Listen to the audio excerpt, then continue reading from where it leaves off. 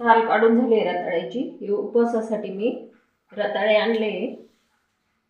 आता त्याची साल सर्व काढून घेतले, पातळ असे काप करून घेतले, तिखट बनवणार आहे। हिरवी मिरची घेतली, इथं हिरवी मिरची घालून सर्व रताळे कापून झाले, हिरवी मिरची कापून घेतली।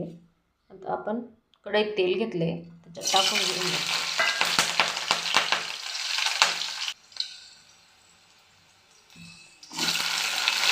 टाकून घेऊ आता।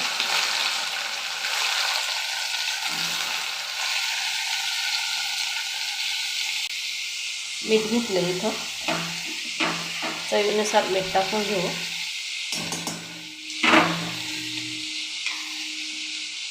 याला पाणी नाही टाकायचं।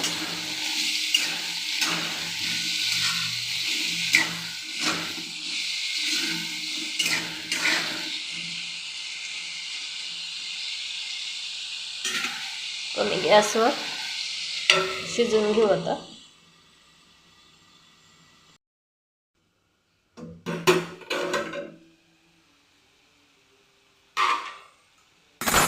कमी गॅसवर मी 2-3 मिनिटं शिजवून घेतले अगोदर।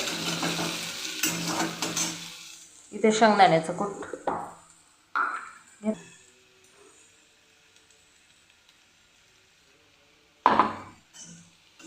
खूप छान लागतं हे रताळ्याचे काप, उपवासासाठी तिखट।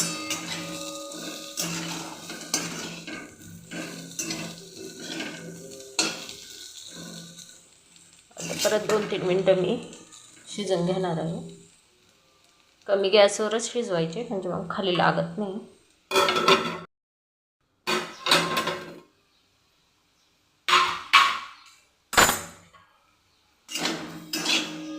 झाले आता तयार।